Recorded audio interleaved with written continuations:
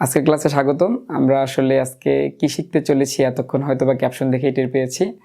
তো আজকে শেখার পূর্ব মুহূর্তে আমরা একটা গল্প দিয়ে শুরু করব। তো গল্প শুনতে শুনতে আশা করা যায় যে আজকের বিষয়বস্তু আমরা শিখে ফেলবো। তো গল্পটা ছিল হচ্ছে নিউটনের। নিউটন তখন প্রথম সূত্র আবিষ্কার করে ফেলেছে যে জড়তার সূত্র, বাহ্যিক কোনো বল প্রয়োগ না করলে স্থির বস্তু স্থির থাকবে এবং গতিশীল বস্তু চিরকাল সমদ্রুতিতে সরল পথে চলতে থাকবে। এই সূত্র আবিষ্কার হয়ে গিয়েছে, এখন দ্বিতীয় সূত্র এখনো আসেনি। তখন তার মাথায় সবসময় দ্বিতীয় সূত্রটা ঘোরাফেরা করতেছে। এখন একদিন নিউটন কি করলো, ছাগল নিয়ে ঘাস খাওয়াইতে গেল। তো ঘাস খাওয়ানো শেষ, সে চলে আসবে, ঠিক সেই মুহূর্তে একটা ছাগল বাসার দিকে যাচ্ছিল না। তার প্রচুর মাথায় রাগ উঠে গেল, যে হয়তো বা ছবিতে তোমরা দেখতেই পাচ্ছ, সে প্রচুর বিরক্ত এবং প্রচুর রাগ, নিউটনের মাথায় রাগ ছিল অনেক। সে প্রচুর রেগে গেল যে কী ব্যাপার, যাচ্ছিস না কেন? আর তার মাথায় কিন্তু ওই সময় ঘুরতেছিল নিউটনের দ্বিতীয় সূত্রর যে সে তৈরি করবে, সেই সূত্রটা নিয়ে সে মাথায় ঘাটাচ্ছিল। আর এই পাশে সে ছাগলকে ঢেলতেছিল। যখন ছাগল আর যাচ্ছিল না, তেরুয়া ছাগল খুব, তো যখন যাচ্ছিল না তখন সে জোরে এক লাথি মেরেছে ছাগলে। তো ছাগলে লাথি মারলে যা হয়, যেমন হচ্ছে আমরা যখন কোনো ছাগলকে মারি অথবা ছাগলের সাথে কোনো সময় কোনো কিছু করি, তখন ছাগল কি করে? ছাগল ম্যাঁ করে চিল্লে উঠছে। তো এই ম্যাঁ শোনার পর নিউটনের মাথায় একটা চিন্তা চলে আসলো যে ছাগলকে আমি কি দিয়ে লাথি মেরেছি? লাথি মেরেছি হচ্ছে পা দিয়ে। পা কি? পা হচ্ছে ফুট, অর্থাৎ হচ্ছে এফ। আর ছাগল কি করলো? ছাগল করলো হচ্ছে ম্যাঁ, তার মানে হচ্ছে এম এ, ম্যাঁ, অর্থাৎ F is equal M A. বাস, সূত্র আবিষ্কার হয়ে গেল। সমস্যা হচ্ছে সূত্র তো আবিষ্কার হয়েছে, কিন্তু এই সূত্র লঞ্চ করবে কিভাবে? এই সূত্রটা নিয়ে আসবে কিভাবে? তোমার যেমন আইফোন 16 লঞ্চ হয়, 17 প্রো লঞ্চ হয়, সেরকম আর কি নিউটন এই সূত্রটাকে কিভাবে নিয়ে আসবে? তখন সে দ্বিতীয় সূত্র নিয়ে আসলো। বস্তুর ভরবেগের পরিবর্তনের হার বস্তুর উপর প্রযুক্ত বলের সমানুপাতিক এবং বল যেদিকে ক্রিয়া করে বস্তুর ভরবেগের পরিবর্তন সেদিকে ঘটে। তো আমরা চলো দেখে আসি নিউটন কিভাবে তার দ্বিতীয় সূত্র থেকে এই এফ সমান এম এ অর্থাৎ ম্যাঁ কিভাবে প্রমাণ করলো। তো দেখো, আমাদের প্রমাণ করতে হবে হচ্ছে এফ সমান এম এ। তো এখানে কি কি আছে? এখানে হচ্ছে এফ, যেটা হচ্ছে বল।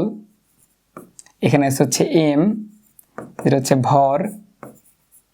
এখানে আছে হচ্ছে এ, যেটা আমরা জানি ত্বরণ। আর আমরা জানি একটা বস্তুর ত্বরণ এ ইজ ইকুয়াল কি? এ ইজ ইকুয়াল হচ্ছে তার বেগের যে পরিবর্তন তার হার, অর্থাৎ সময় দিয়ে ভাগ, অর্থাৎ বস্তুর বেগের পরিবর্তনের হার, এটা হচ্ছে ত্বরণ। এটা নিউটন জানতো।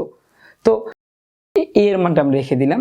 আমরা এফ সমান এম এ প্রমাণ করব। কি থেকে প্রমাণ করব? নিউটনের দ্বিতীয় সূত্র থেকে প্রমাণ করব। এখন নিউটনের দ্বিতীয় সূত্র ছিল হচ্ছে ভরবেগ জাতীয়, অর্থাৎ ভরবেগের পরিবর্তন।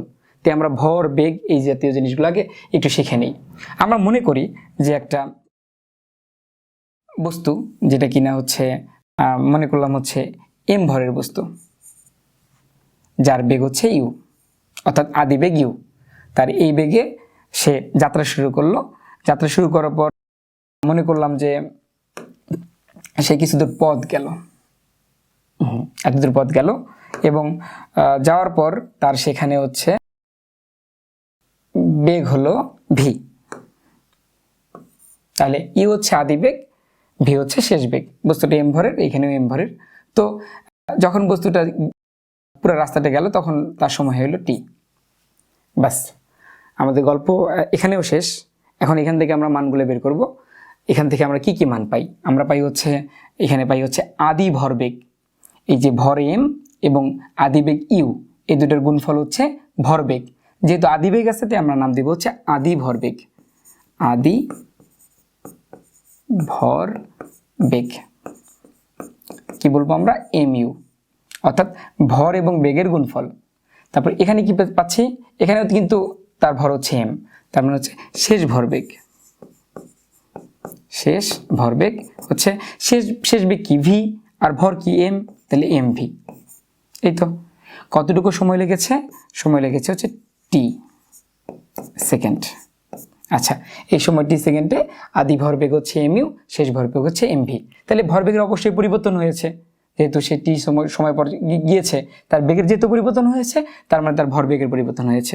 তাহলে ভরবেগের পরিবর্তন আমরা এটা বের করে রেখে দিচ্ছি, ভরবেগের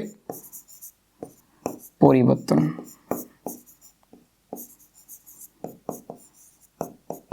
ভরবেগের পরিবর্তন কত? শেষ ভরবেগ হচ্ছে এমভি, আমরা বিয়োগ করতেছি আদি ভরবেগ থেকে, শেষ ভরবেগ থেকে আদি ভরবেগ বিয়োগ করছি, তাহলে হচ্ছে ভরবেগের পরিবর্তন হচ্ছে এমভি মাইনাস এমইউ। আচ্ছা, এখন যদি বলি ভরবেগের পরিবর্তনের হার কি? ভরবেগের পরিবর্তনের হার অর্থাৎ যখনই আমি এর আগে বলেছিলাম, এখনই বলছি যে যখনই দেখবে কোথাও কোনো সংজ্ঞার মধ্যে, কোনো সূত্রের মধ্যে হার কথাটা আছে, তখনই বুঝবে যে সময় দিয়ে ভাগ দিতে হবে। তো ভরবেগের পরিবর্তনের হার,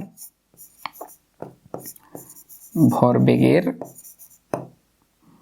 পরিবর্তনের হার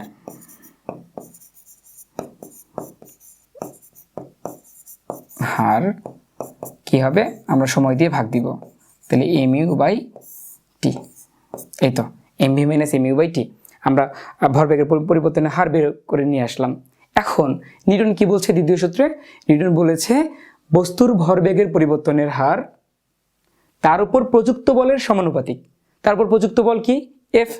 অর্থাৎ নিউটন বলছে যে তুমি যে বলটা প্রযুক্ত করবা সেটা সমানুপাতিক কিসের উপর? এই যে ভরবেগ হইল, এই ভরবেগের পরিবর্তনের হারের উপর। তো দেখি MV minus mu by T, এটা কি? বস্তুর ভরবেগের পরিবর্তনের হার তার উপর প্রযুক্ত বলের সমানুপাতিক। এখন আমরা লিখতে পারি এখানে যে এম কমন যায়, V minus you by T. হয়তো বা খেয়াল করছো তোমরা যে V minus you by T, যে V minus you by T এই জিনিসটা হচ্ছে এ। তার মানে আমার এখানে লেখা যাচ্ছে যে এফ সমানুপাতিক এম, ভর আগে থেকেই আছে, আর V minus you by T এই যে এতটুকু যে সেটা হচ্ছে এ, এম এ, অর্থাৎ এফ সমানুপাতিক এম এ। মনে হয় কাঙ্ক্ষিত আমরা লক্ষ্যে পৌঁছে গেছি, যে নিউটন যে ছাগলকে লাথি মেরেছিল, তারপরে যে ছাগলের মুখ থেকে শব্দ বের হয়েছিল ম্যা। তো এই যে এফ সমানুপাতিক এম এ, তো আমরা সমানুপাতিক চিহ্ন তুলতে হবে, তো আমরা তুলে দিই, এখানে সমান চিহ্ন দিই। সমান চিহ্ন দিলে নিয়ম হচ্ছে একটা সমানুপাতিক ধ্রুবক দেওয়া। তো এখানে আমরা সমানুপাতিক ধ্রুবক ইউজ করতেছি কে। কেন কে আমরা জানি না আসলে কেন কে, এখানে যে কোনো একটা অক্ষর লেখাই যায়, তো আমরা এখানে ইউজ করতেছি কে। তো এই কে কি? কে হচ্ছে সমানুপাতিক ধ্রুবক, যা সমানুপাতিক চিহ্ন তোলার পর সমান চিহ্ন দেওয়ার জন্য আমরা বসিয়েছি। এটার বিস্তারিত ব্যাখ্যা সমানুপাত অধ্যায়ে তোমাদের গণিতে শিখবে। তারপর আমি এখানে একটু বলতেছি যেখানে আসলে কে এর মানটা নিয়ে কিভাবে কাজ করে। ততক্ষণ পর্যন্ত, যখন পর্যন্ত এটা প্রমাণ হচ্ছে, ততক্ষণ পর্যন্ত আমরা কিন্তু বলের একক জানি না। বলের একক কি? বলের একক হচ্ছে এরকম যে যদি তুমি একটা বস্তু নাও, যে বস্তুটার ভর হচ্ছে 1 কেজি, 1 কেজি, একটা বস্তু নিলাম আমরা যার ভর হচ্ছে 1 কেজি, আর তাকে আমরা বল প্রয়োগ করার ফলে ধরো ত্বরণ সৃষ্টি হলো হচ্ছে 1 মিটার পার সেকেন্ড স্কোয়ার। এতটুকু ত্বরণ আমরা তৈরি করলাম। কি করলাম? 1 কেজি ভরের একটা বস্তুর উপর 1 মিটার পার সেকেন্ড স্কোয়ার ত্বরণ সৃষ্টি করলাম। তো যখন করলাম, তাতে যে বল প্রয়োগটা আমরা করেছি, তাকে যে বল প্রয়োগ করেছি, সেই বল প্রয়োগটাই বলতেছে নিউটন যে এটা হচ্ছে 1 নিউটন। কি বলতেছে? যে 1 কেজি ভরের কোনো বস্তুর উপর 1 মিটার পার সেকেন্ড স্কোয়ার ত্বরণ সৃষ্টি করতে যে পরিমাণ বল প্রয়োগ করতে হয় সেটা হচ্ছে 1 নিউটন। অর্থাৎ নিউটনের সংজ্ঞা চলে আসলো। তো 1 নিউটন যদি হয়, তাহলে এফ এর মান হচ্ছে 1 নিউটন। এখানে এই নিউটন হচ্ছে বলের একক। তো যেহেতু ভর 1 কেজি, ত্বরণ 1 মিটার পার সেকেন্ড স্কোয়ার, একইভাবে বল হচ্ছে 1 নিউটন, তো সবগুলোর মান 1 চলে আসবে। অর্থাৎ আমি এখানে বসাবো 1, এখানে বসাবো 1, সরি কে এর মান 1 না, কে হচ্ছে কে, এম হচ্ছে 1, তারপরে এ হচ্ছে 1। তার মানে এখানে কে এর মান তাহলে কত আসে? কে এর মান তাহলে 1 আসে। যদি কে এর মান আমাদের 1 আসে, কে এর মান যদি 1 আসে, তাহলে আমরা যদি এখানে কে এর মান 1 বসিয়ে দেই, তাহলে আমরা কি লিখতে পারি? এফ সমান এম এ। এই তো আমাদের কাঙ্ক্ষিত সূত্র চলে আসছে, এফ সমান এম এ। তো এখন তোমাদের মাথায় প্রশ্ন আসতে পারে, স্যার আপনি এখানে বলেছেন যে এম 1 কেজি, এ 1 মিটার পার সেকেন্ড স্কোয়ার ত্বরণ। তো আমি যদি এরকম চিন্তা করি যে আমি 1 কেজি অর্থাৎ 1 কেজি বস্তু না নিয়ে আমি 2 কেজি বস্তু নিয়েছি, তখন কি হবে? তখন তোমাকে অবশ্যই 1 নিউটনের পরিবর্তে এখানে 2 নিউটন বল প্রয়োগ করতে হবে। তাহলে অর্থাৎ 2 কেজি ভরের কোনো বস্তুর উপর যদি 1 মিটার পার সেকেন্ড স্কোয়ার তুমি ত্বরণ সৃষ্টি করতে চাও, তাহলে সেখানে 2 নিউটন বল প্রয়োগ হয়। তো তখন তুমি দেখবা যে এখানে বলের জায়গায় 2, এখানে ভরের জায়গায় হচ্ছে 2, একইভাবে ত্বরণের জায়গায় হচ্ছে 1। তুমি যখন মান বসাবা তখন এই পেশে 2 এই পেশে 2, আবার সেই একইভাবে কাটাকাটি করা যাবে, সে মান কে এর মান সবসময় 1ই আসবে। অর্থাৎ তাই দাঁড়াচ্ছে যে অল টাইম কে এর মান যদি 1ই আসে, যেহেতু আসতেছে, সেহেতু আমরা বলতে পারি যে F is equal to M A. আমরা যে এফ সমান এম এ প্রতিপাদনটা শিখলাম, সেখান থেকে আসলে কিভাবে ম্যাথ করতে পারি সেই জিনিসটা নিয়ে একটু আলোচনা করব। যেমন হচ্ছে আমাদের পরবর্তী স্লাইডে আছে হচ্ছে একটি 20 কেজি ভরের বস্তুর উপর কত নিউটন বল প্রয়োগ করলে 5 মিটার পার সেকেন্ড স্কয়ার ত্বরণ সৃষ্টি হবে। ম্যাথটা আসলে তোমরাই করবা। সেখানে এফ সমান এম এ যে সূত্রটা আছে সেটা এর মধ্যে কিসের তোমার মান দেওয়া আছে, সেই মানগুলো তোমরা বসাবা। বসানোর পরে দেখবা যে একটা এফ এর মান চলে আসবে। এটা হচ্ছে তোমাদের বাসার জন্য কাজ। এটার এফ এর মান বের করে সবাই কমেন্ট বক্সে উত্তরটি লিখবে। আর পরবর্তী ক্লাস দেখার আমন্ত্রণ জানিয়ে আজকে এখানে শেষ করছি। ধন্যবাদ।